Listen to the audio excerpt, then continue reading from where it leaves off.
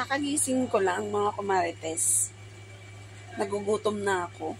Kanina pa yung kain kong alas 7 ng umaga. Anong oras na yun? Alas 3 na. 3:35 na ng hapon. Ngayon, nag-ano lang ako ng siomay. Nag-steam ako ng siomay kasi gumawa ako nung isang araw. Yun na lang yung ulam ko. Tapos si Kurt, 9:30 ata umuwi sa school. Pero nag-SM sila ng mga kaklase niya. Doon kumain sa SM. Binigyan ko lang ng may 100 pa kasi siyang tira sa baon niya, tapos binigyan ko ng 150. Tapos may barya pa siya.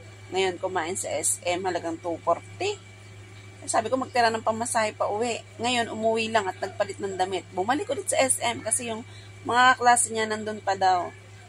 So, nanghihingi ng pamasahe, binigyan ko ng 125. Sabi ko, umuwi bago maggabi. Nanonood sila doon sa SM kasi may mga palabas ata.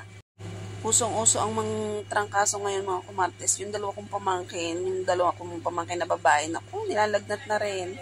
Kasi si mother hanggang ngayon, masama pa rin ang pakiramdam.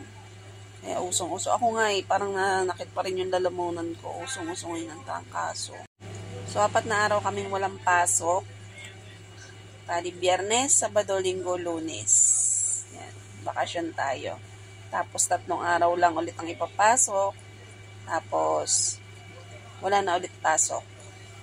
Kasi walang pasok ng Lunes, Martes, Miyerkules, Huwebes, tapos inventory ng Friday. Wala na kaming pasok ng Sabado, Linggo. 3 days ulit. So, yon, mahaba-habang bakasyon. So, dahil nagugutom ako mga kumartes at walang pasok, magdi-detox.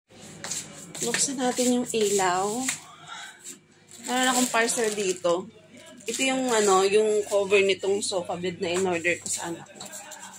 Mamaya bubuksan natin. Kakain ako kayo nagugutom na. Kung mga kumarites, yung iniinom ko wala ng laman, nakakadalwa na akong pouch ng Shepo Apo. Pero dahil nga magdi-detox ako, ang iinumin natin ay itong si pomegranate. Ito ay yung si Gloaming Shake yan.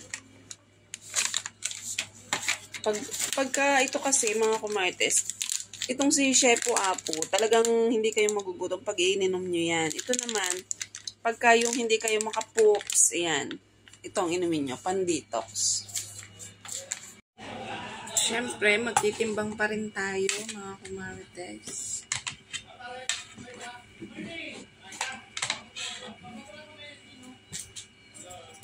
Ang kanin ko ay 193 grams. Patay ng ulam. Siyempre, titimbangin natin tong siomay. Siomay ang ating ulam.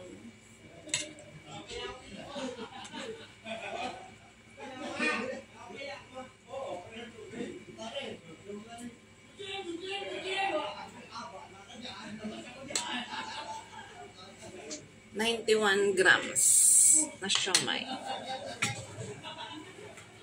Tapos meron tayong sausawan. Gutom na ako. 91. Tatandaan ko na lang mamaya ilalagay ko na lang sa my fitness pal. Kain tayo. Martes. Tinimpla ko na yung ating pan-detox.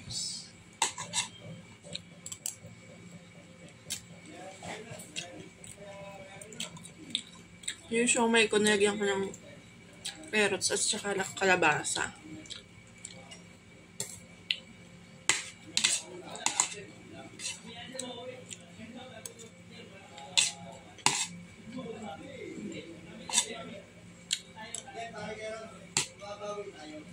Masarap talaga pag homemade siomay.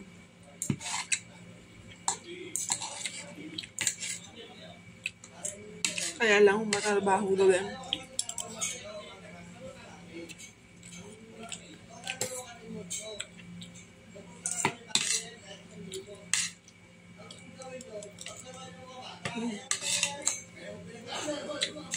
Gutom ako.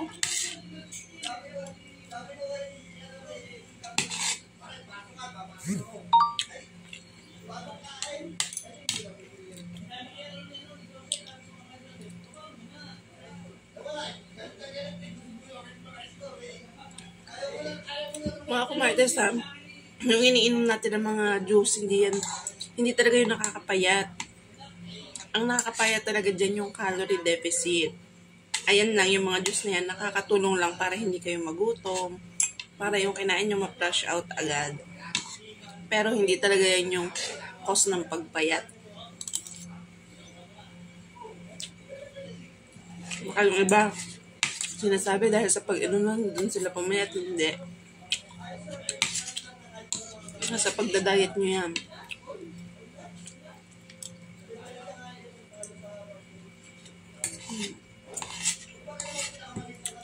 Dalawang kain ko pa lang to. Hindi pwede mo wala ang kanin.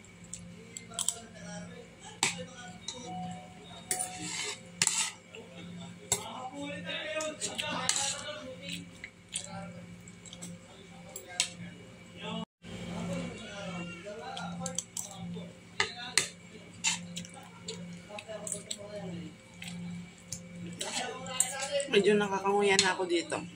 Ito hindi pa. Mga October siguro magpapapustiso ako.